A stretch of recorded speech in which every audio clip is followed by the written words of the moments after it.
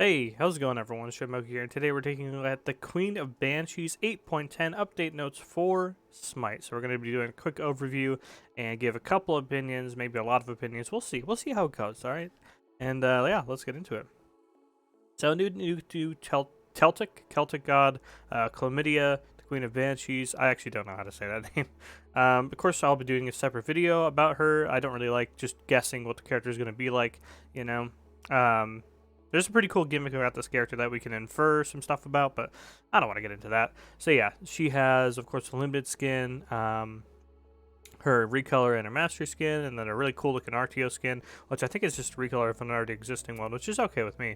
Halloween Hysteria Baron Somni, awesome skin. I'm down for more Pumpkinhead skins, to be honest. It is a little, like, the thing is, you have one, and then it's like, you make another one, it's like, oh, it's the same kind of thing, right? But I'm down for more, honestly. And Crimson Steel Aries, that's a really cool look for him. Wise Guy Cupid, wait, he a wise guy. I think that's as good as that that impression is gonna get. Omniscient Oracle Zeus, that's okay. Chibi is an Omni, which I think is awesome. Cyber Shadow Merlin, which I will hold on to. Deadly Doll Chlamydia, that's an okay skin. I'm not the biggest fan of these doll skins. Actually, I think there's only one, the Izanami one. But yeah, I'm not the biggest fan of that look. I don't think it's particularly scary, and I think it's kind of goofy looking, if I'm honest. Cosmic Fortune Ganesh, that looks awesome, but I do think that's going to look a bit too much like his blue skin. Oh, he has like 5 blue skins. Hold on. No, he has like 2 shaman skins. You guys know the one. It's going to look like one of his blue skins, but red. I'm down. Just, yeah. Cat Force Hercules. You see, this is a little cringe, right? That's okay, but it's different, right? And that I think is the most important thing. This is different, right? It's a different look. All of Hercules' skins are just large, bulky dudes just chilling. This is different, all right? We need some difference here. And then Kumbhakara, I don't care. Blah blah blah blah blah blah. Bug fixes. Everyone loves bug fixes. Start doing some changes to the Chinese Joust map.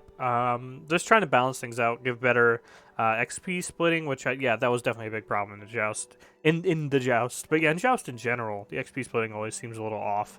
Like one person just gets giga fed because they get one solo, one solo wave.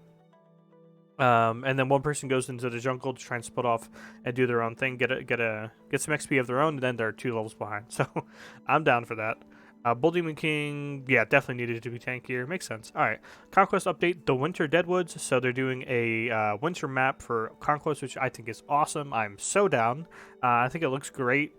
I'm ready. I'm ready to just chill in some Conquest now. I think I'm definitely ready to come back and start making some more Conquest videos once this drops. Lanterns, so new mechanic, these lanterns can be destroyed with a single basic attack, and then the lantern releases a cloud of mist in a small circular area, lasts 1 minute, respawns 5 seconds before the mist expires. That's the lantern. The mist, gods inside the mist are hidden to all enemy gods outside. Reveal rules, gods hiding inside the mist will be briefly revealed if the enemy god basic attacks, cast or channels an ability, takes damage. Yeah, you guys could probably guess. So it's exactly like bushes in League of Legends, except you need to activate like a little objective with a basic attack first, and then you can go inside of the bush, so to speak. So that's cool. Green buff camp. Also, I don't know where these are. I'm assuming they're going to be at mid camps, like Vines were, but yeah, I don't know. I don't know for sure. I don't want to speak on that for sure. All right, green buff camp. So support buff, basically. This song is allowed. Increased base health and mana provided by this buff from 50 to 100, so literally double. I'm agreeable. It really wasn't doing anything. Increase HP 5 and MP 5 from the enhanced buff. 10 to 15 of each. That's okay. Mangi Draugr, is that really the full name? I thought the full name was just Draugr. Increase spawn time with this buff from 30 seconds to 1 minute, 35 seconds to 1 minute, decrease HP scaling per stack. Really, they're making it squishier? But like, it's so free to just kill it. I guess it does take a little while to kill. But the Draugr boss and his area will remain on the loader map. The XP is just 207 rolls will remain on the loader map. Okay. Okay. I wanted to see some bigger changes to Draugr, but okay. I mean, that's fine, I guess. Like, Draugur's just, who cares about that, you know? I wanted some bigger changes to it, but I guess they can't do everything all at once, right? Well, they certainly try sometimes. Yeah, Elixir of Defense, increased damage mitigation from 5 to 10%. That's helpful. I mean, really nobody buys Elixir of Defense. Like, literally everyone just buys the power one because it's so clearly better.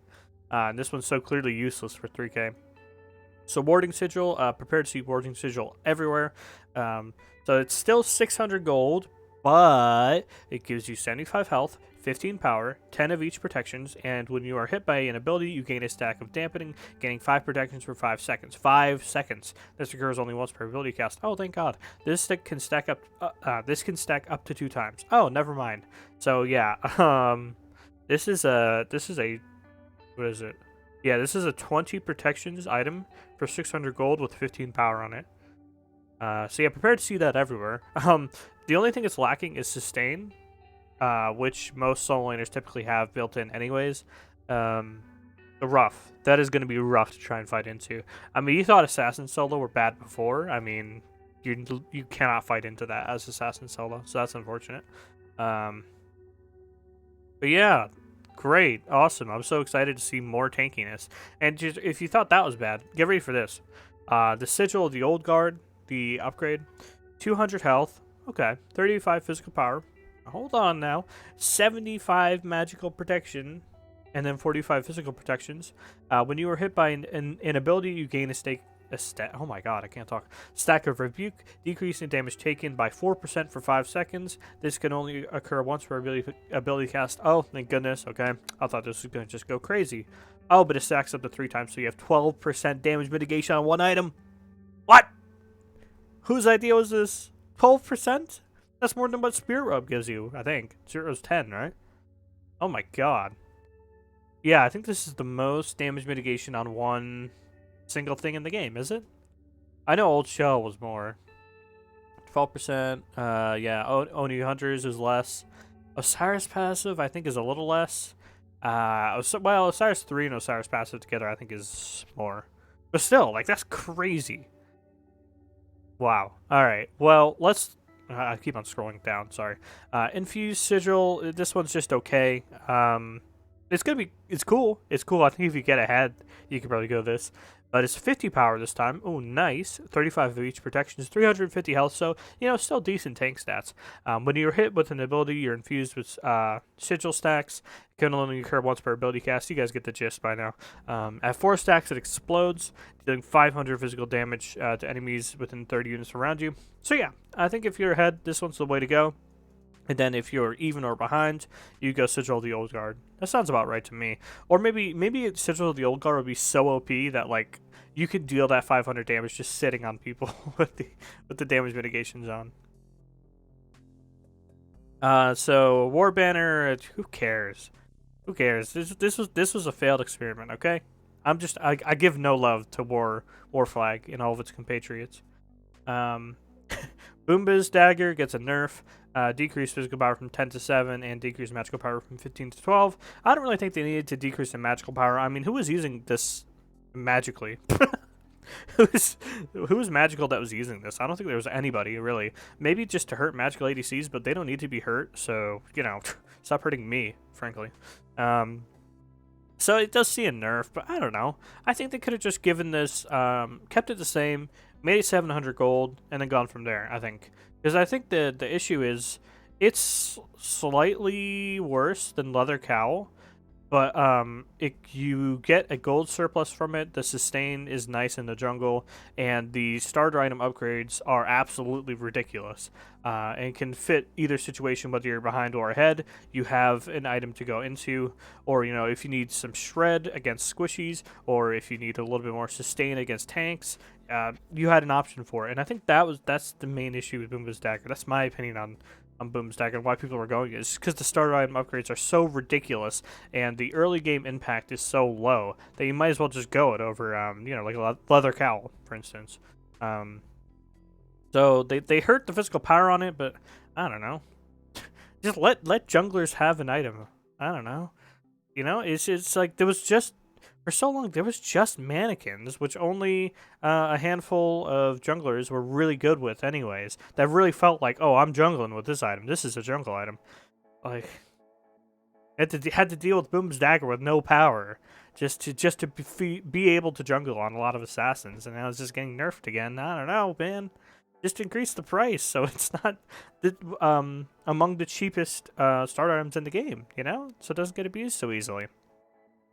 If mannequins was 750, why shouldn't Boomba's Dagger have been have had an increase to its power and then a price increase? You know, something like that, just to even it out. Even it out, balance it. I don't know. And plus the fact that they were buffing. Oh, that was the other patch. Sorry. They were buffing all the jungle items, anyways, dude. So just, I don't know. It's use brain Usicus is the spell I want you to use. Okay. Decrease the MP5 and Leather Cowl. Yeah, this is because they're nerfing Dagger. Oh yeah, they nerfed mannequins as well. No longer is 4 times burn damage to jungle bosses, including jungle scorpions. Will now take 1x damage to targets like gods do. Okay, that's nice. Yeah, mannequins junglers were able to take scorpions pretty easily. And their assistance on Gold Fury and Fire Giant, that's not missed either. Mannequins was doing like 400 damage to those objectives, so yeah. I think we're good. 400 is a little high. Maybe it was like 200. I don't know. Leather Cowl, decreased MP5, 7 to 5, okay. And then decreased lifesteal from 10% to 7. I don't know. That 10% wasn't too high. I feel like they should have kept it at 10. Like, do you just not want people to get lifesteal? Aussie's shit. Bloodforge is, you're never seeing Bloodforge again. Devourer's Gauntlet, we haven't seen that in like a few months. Do you just not want lifesteal in the game? Just, you know, cause you could just say that. If you want it all on mages, just say that. Right? Alright, and then Hunter's Cowl, they really nerfed this. I don't know. Why are they nerfing this and not like Boomba's Spear? Right? Like, why are they doing that? Decrease attack speed from 20% to 15%. Decrease attack speed aura from 25 to 20. Alright, yeah, this just hurts the attack speed build, which is like a little bit of migraine action happening here, you know? Like the trans build just absolutely took off, and like half the hunter cast switch over to that. But then like the attack speed build gets hit again. You know? I know the Boomba's Dagger goes straight into that sort of same pen build, right? But I don't know. I feel like if Leather Cowl just stayed the same and they nerfed Boomba's Dagger, then they would have just all gone to Leather Cowl and it would have been no problem, you know? It's not like you have to buy Boomba's Dagger to get trans, right? It's just good is all. It's just the better option. So now Perdwin only scales based on protection from items, no longer includes base protections. I think that's absolutely fair, but they do also increase the shield scaling, and they do also increase the damage scaling. So, I don't know, it kind of evens out, boys. I don't know about this. I know it's because they were buying Perdwin too early, and it was still being too effective. Like, the shield was still too big, even though they're buying it like third. I think buffing it right after this revelation here, yeah, a little silly. I don't know if this is going to do anything to the item. It's still cheap, still gives 20% CDR, so yeah. Spectral does not affect magical critical strikes, so that's the Boyola run, and Mages and Guardians hitting with Fail Not passive. So that one's not really interesting, but yeah, why did they do that to the Boyola run? Like, they really counted his passive critical strike as critical strike on Spectral Armor? Like, that's not fair. Come on, man. That god's struggling at the moment. Okay, doesn't need this today. T-Mac getting another nerf. What is this? The 15th, I think. Decreasing the mitigations. Thank you, and decreasing the damage on her Primordial Onslaught. 122.5% to 105 total. Total percent. That's nice. That's a nice little nerf. I'm down with that. I'm always down for more T-Mac nerfs. Yeah, I think the mitigations are still just they still feel unfair, but it's not as bad as it was. You can kill Tiamat now finally. It was a little unfair, and then her Primordial Onslaught has always done just so much damage. Like if someone's locked down and you get hit with this, oh, it hurts. It hurts more than a lot of ultimates, honestly. Just not CC wise. Luckily, it doesn't slow or anything. Can you imagine if this had a slow on it? They probably thought about that, and they're like, nah, let's not make this god OP, all right? And then released her anyways. So here's the Ryzen thing I was talking about. Decrease in magical power scaling from 50% to 40% per shot. So the full damage is now only 160% scaling. That's pretty big. I think that's actually going to make a difference. He still does a trillion damage, but this makes his effectiveness a lot lower, I think, when he goes into that ultimate. But I think more so the issue with Raijin is his one. Like, it just does so much damage. It goes at such a long range. And if he has his 2 on somebody, then they're slowed, and he's going to guarantee you get the entire thing off. I think the idea is it's balanced because it's so slow to use, and it's jukeable, right? And he kind of has to walk up to use it. But the issue is, if he gets his 2 on you, you're slowed, and you're not getting away from that. And like, if a jungler CCs you, the Raijin's hitting the whole thing with his 2 on, and you're dead. I think that was the main issue with Raijin. It's just that one ability just does so much damage. And then they're like, oh, well, you have to walk up to use it. Oh, but it is dodgeable. But it's not dodgeable in most situations. I mean, Raijin's usually not going to use it raw, like just to start off, right? He's only going to use it raw just to finish people off. Phrasing. Yeah, but this is still a good nerf. I don't know what they were doing with that. What is it called? Oh my god, what is it called? In between the bonus notes. I don't know what they were doing with that bonus notes nerf, but I mean, this is a decent nerf. So Sylvanas, they're gonna do this finally. It's only been one patch, but yeah, decrease the level where his passive upgrades to doing the increased cooldown reduction, increased sustain, from 20 to 17. That makes sense. Yeah, I mean he's a support, right? So it doesn't really make sense to have him get an upgrade to level 20, which he may or may not even reach.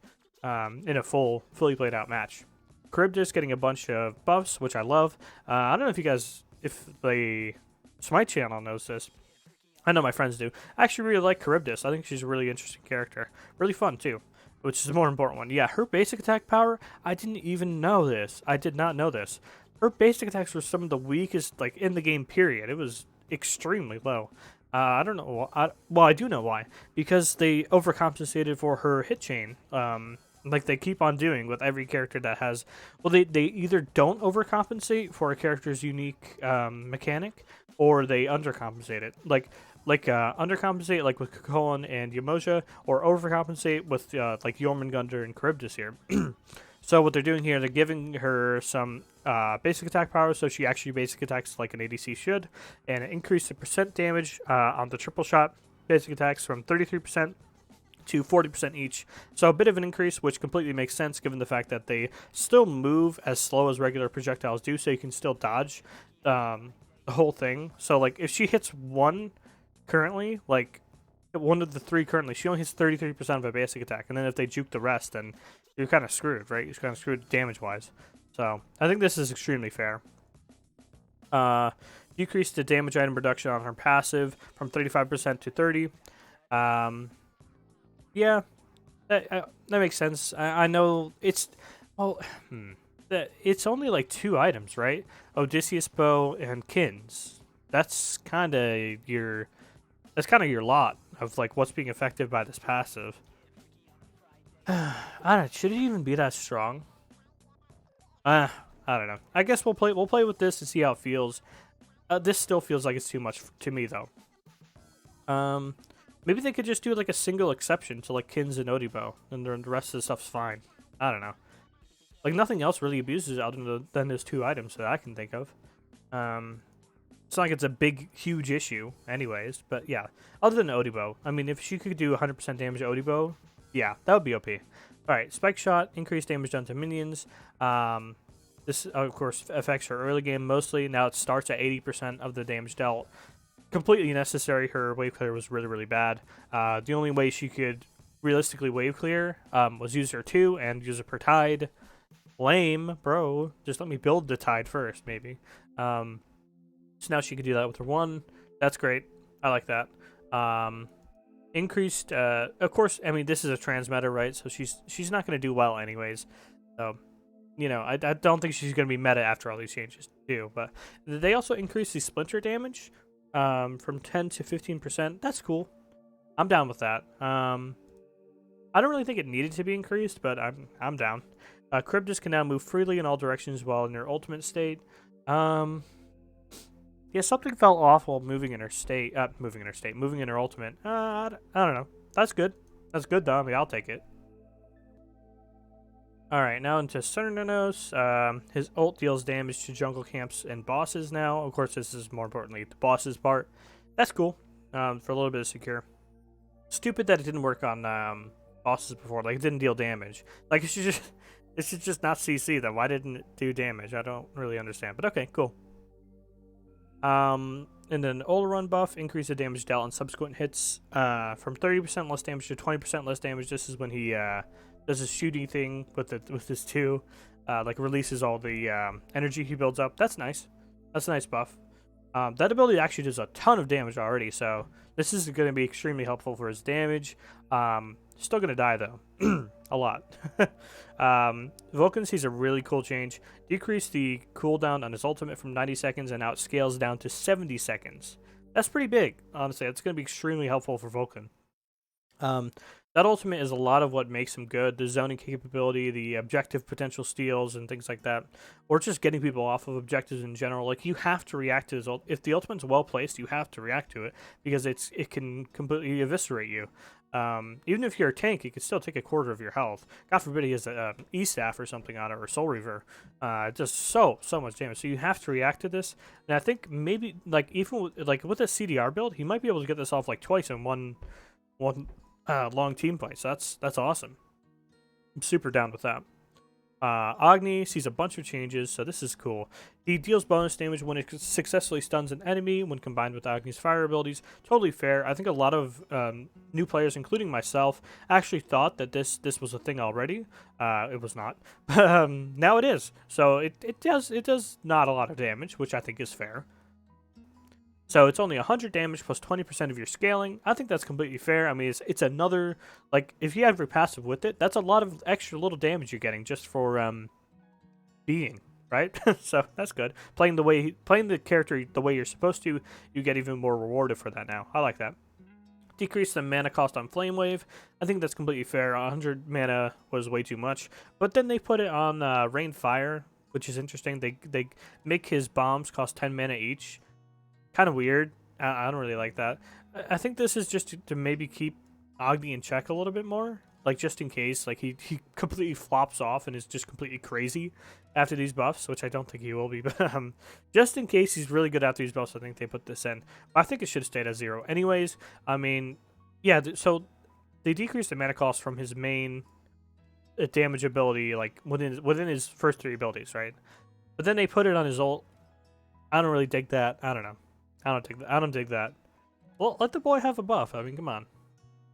Alright, so Mulan Olympian suggested. Thank you. Thank you, guys. I don't like any of you, but thanks. Dude, I love Mulan.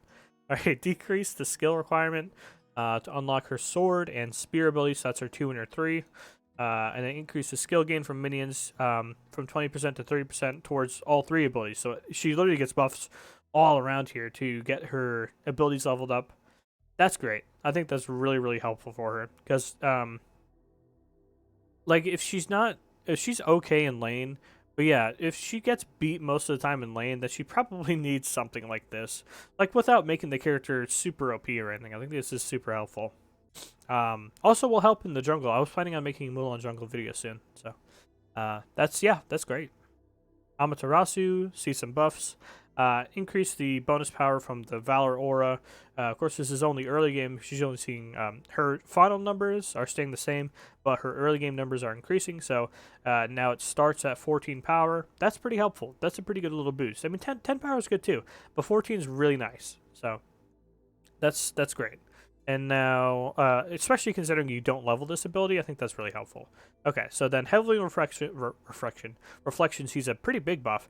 Now it gives 7% damage mitigation at level 1. That's actually really helpful at blue buff as well. It makes blue buff do a lot less damage to you, if you think about it.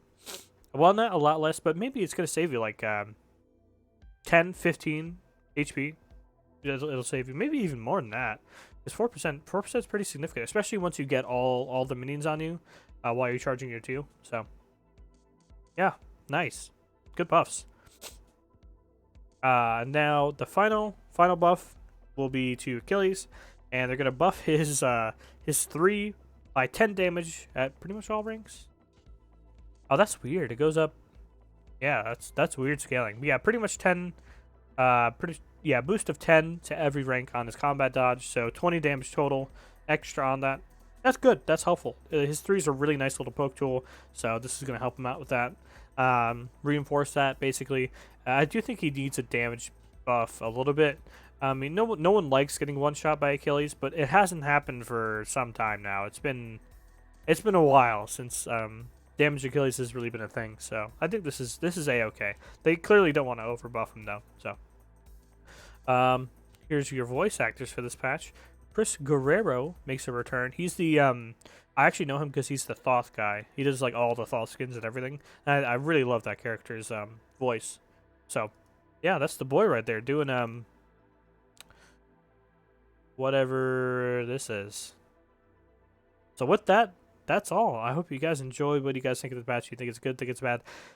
Think I'm good? Think I'm bad? You know, you can leave all that in the comment section below. Thanks for watching.